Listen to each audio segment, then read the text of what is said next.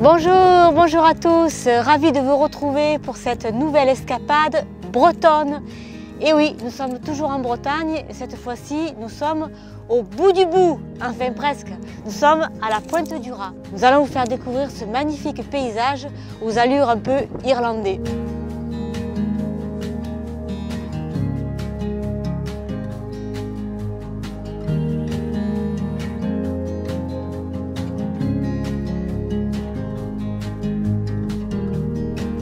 La Pointe du Raz est un site naturel classé face à la mer d'Iroise, au sud-ouest du Finistère et de la commune de Plogoff. Elle forme une proue d'une hauteur de 72 mètres dominant le Raz de Seine. C'est l'un des sites les plus emblématiques des côtes granitiques de la Bretagne, qui a été classé en 1987 et obtenu en 2004 le label Grand Site de France. C'est ici et nulle part ailleurs que l'on ressent pleinement la fin de la Terre. Symbole du bout du monde, la Pointe du Raz est un véritable éperon de granit défiant l'immensité de l'océan.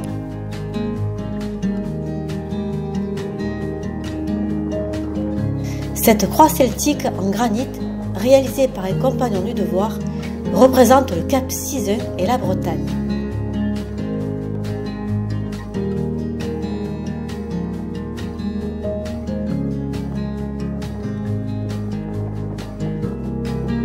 Avec ses flancs abrupts, elle est le site naturel incontournable en Bretagne.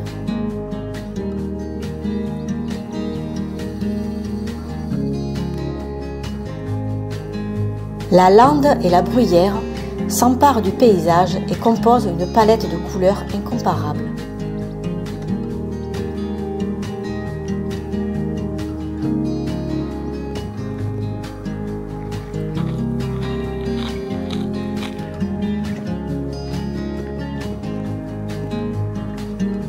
Notre-Dame des Naufragés est une sculpture de Cyprien Godebski réalisée en marbre de Carrare en 1904 en mémoire aux hommes et femmes perdus en mer.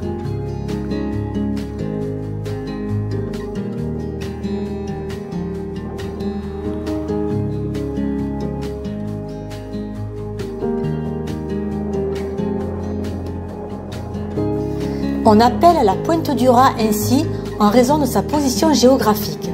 Située à l'extrémité ouest de la presqu'île de Bretagne, la Pointe du Raz est un promontoire rocheux qui s'avance dans l'océan Atlantique. Le terme pointe désigne simplement la forme étroite et saillante de ce bout de terre. De nombreux sentiers de randonnée permettent aux visiteurs d'explorer la région et de profiter de panoramas à couper le souffle. Sur le site, on y trouve des boutiques et des restaurants, ainsi qu'un très grand parking où vous pourrez passer la nuit dans votre van ou camping-car, moyennant 15 €.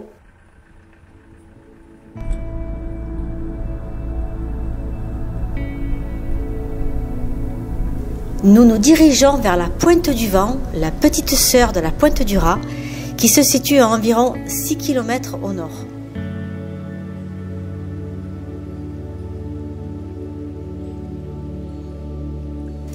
À l'image de la Pointe du Raz, la Pointe du Vent est également considérée comme l'une des gardiennes de la baie des Trépassés. Elle est cependant largement mieux conservée que l'autre pointe.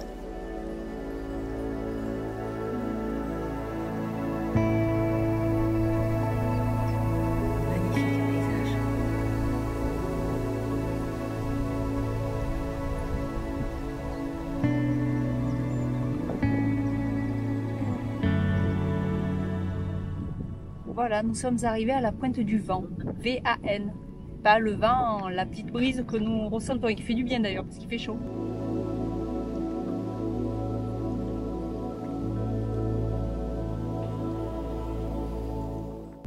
Et là-bas, c'est la Pointe du Raz.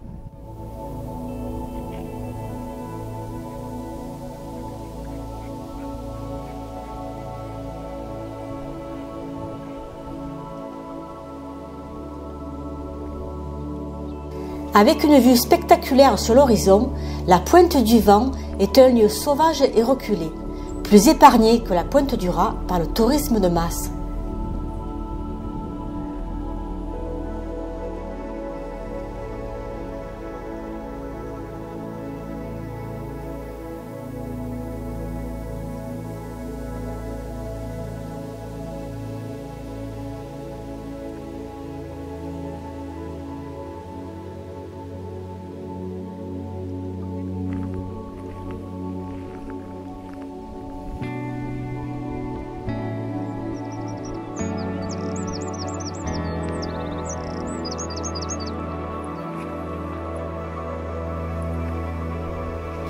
On s'attendait à voir des eaux agitées.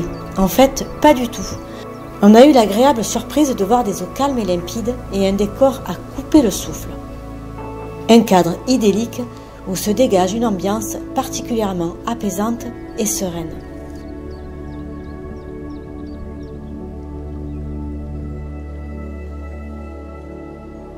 La Pointe du Vent est également prisée des amateurs de randonnée qui peuvent emprunter le célèbre sentier des douaniers, également connu sous le nom de GR34. Ce sentier longe la côte et offre des panoramas magnifiques tout au long du parcours où on peut admirer les eaux turquoises de l'océan.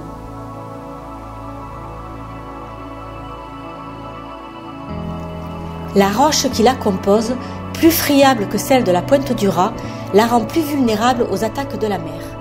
C'est d'ailleurs pour cette raison qu'en termes purement géologiques, elle ne ressemble plus vraiment à une pointe. Toute son extrémité a subi les conséquences d'une érosion évidente.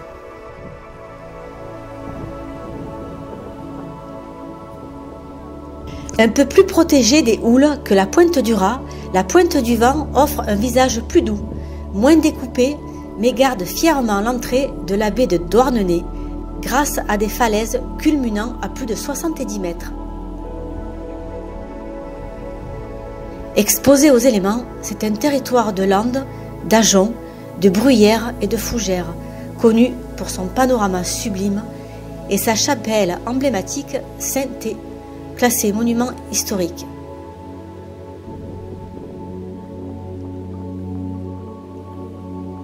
La chapelle Saint-Thé a été construite au XVIIe siècle à l'emplacement d'une chapelle plus ancienne qui est tombée en ruine.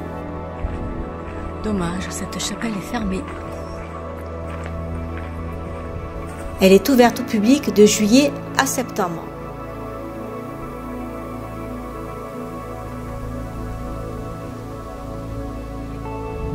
Après la jolie petite église fermée, voici la fontaine Saint-Mathieu.